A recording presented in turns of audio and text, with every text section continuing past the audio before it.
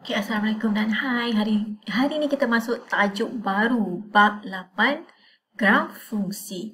Okey, untuk bab 8 ni sebenarnya kita akan belajar untuk melukis graf. Okey, tapi sebelum kita masuk kepada melukis graf, jadi kita kena kenal dulu apa yang dikatakan sebagai fungsi. Okey, jadi topik kita hari ini adalah 8.1.1, definisi fungsi, dan 8.1.2, perwakilan fungsi. Okay, untuk objektif pembelajaran kita hari ini, nanti di akhir pembelajaran murid-murid boleh menerangkan maksud fungsi dan mengenal pasti fungsi, memberi justifikasi berdasarkan perwakilan dalam bentuk pasangan tertib, jadual, graf dan persamaan. Okey, apa itu fungsi? Okey, untuk fungsi, kita akan lihat pertama hubungan yang menghasilkan fungsi. Dan kedua, hubungan yang bukan fungsi. Okey, sekarang kita akan lihat apakah hubungan yang menghasilkan fungsi. Okey, sebagai contoh, lihat gambar rajah ni. Okey, bulatan pertama adalah jarak, isi padu, harga. Okey, bulatan kedua, kilometer, ml dan rm.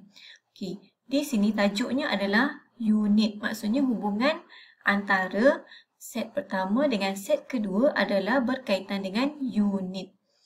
Okey, di sini hubungannya kita boleh lihat daripada anak panah ni. Okey, jenis hubungan kita lihat daripada anak panah. Okey, jarak unitnya adalah kilometer. Isi padu unitnya ml. Harga unitnya rm. Okey, kalau kita perhatikan hubungannya di sini adalah 1:1.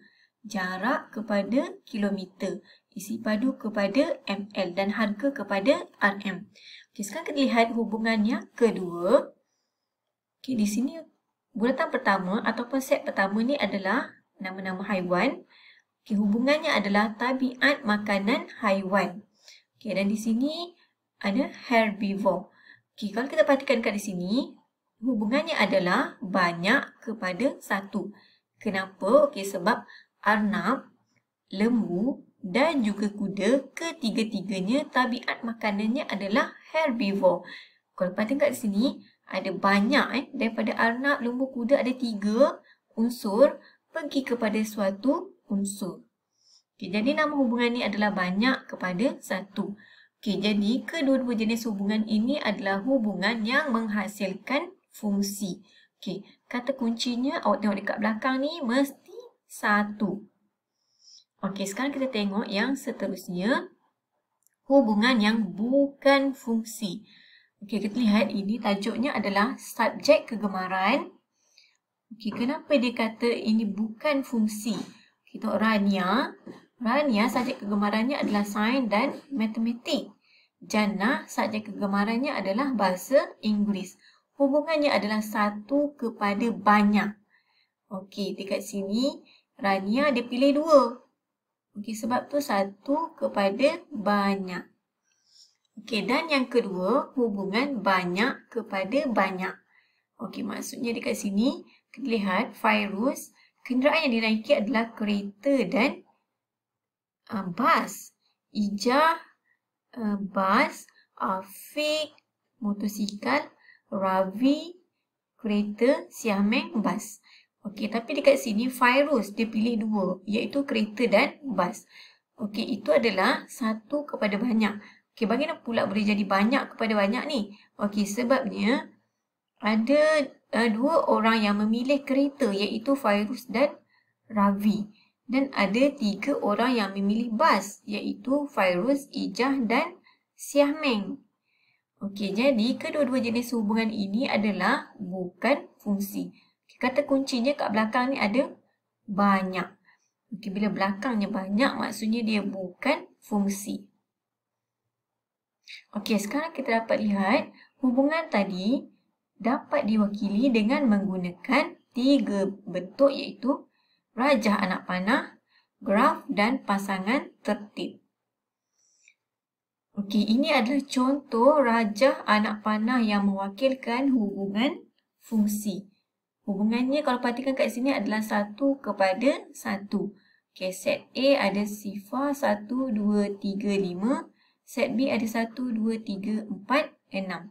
Okey, fungsinya adalah tambah 1. Sifar tambah 1, 1. 1 tambah 1, 2. Okey, ini yang dikatakan sebagai rajah anak panah. Okey, sebabnya dia menunjukkan hubungan. Okey, sekarang kita tengok graf. Okey, kalau dalam bentuk graf, kita ada set A, kita nyatakan pada paksi X dan set B pada paksi Y.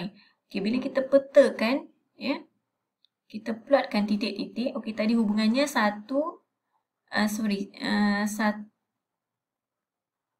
hubungannya adalah sifar 1. Set A sifar, set B 1. Okey, set A sifar, set B adalah 1. Yang kedua 1, 2. 2, 3. Okey, 3, 4 dan 5, 6. Okey, next kita lihat bagaimana dia membentuk pasangan tertib. Okey, ini namanya pasangan tertib. Okey, daripada rajah anak panah ni, kita boleh tuliskan dalam bentuk pasangan tertib. Okey, dia mesti ada kurungan, buka kurungan yang macam cacing ni. Okey, jadi sifar pasangannya 1. Jadi sifar 1. 1 pasangannya 2. 1, 2. 2 pasangannya 3. 2, 3. 3 pasangannya 4. 3, 4 dan 5 pasangannya 6. 5, 6. Okey, kemudian tutup kurungan. Okey, setiap ni dia ada pasangannya. Okey. Okey, sekarang kita lihat pula perwakilan fungsi. Okey, dalam perwakilan fungsi kita akan mengenal pasti apakah maksud setiap istilah-istilah ni. Domain, kodomain, objek, image dan juga julat. Okey, di sini satu contoh. Rajah di bawah menunjukkan fungsi f. Okey, ini fungsinya yang memetakan x. Okey, x maksudnya di sini kepada punca x. Okey, punca x di sini. Okey, yang ditulis sebagai fx sama dengan punca x. Okey, maksudnya di sini 9, punca kuasa 2 9 adalah 3. Punca kuasa 2 16 adalah 4. Punca kuasa 2 25 adalah 5. Punca kuasa 2 36 adalah 6. Okey, apa yang dikatakan sebagai domain?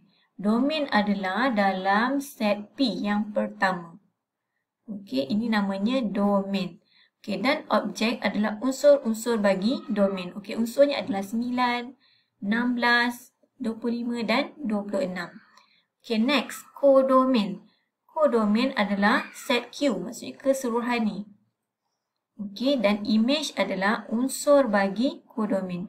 Unsurnya adalah 1, 3, 4, 5, 6. Okey, sekarang kita tengok apa pula julat.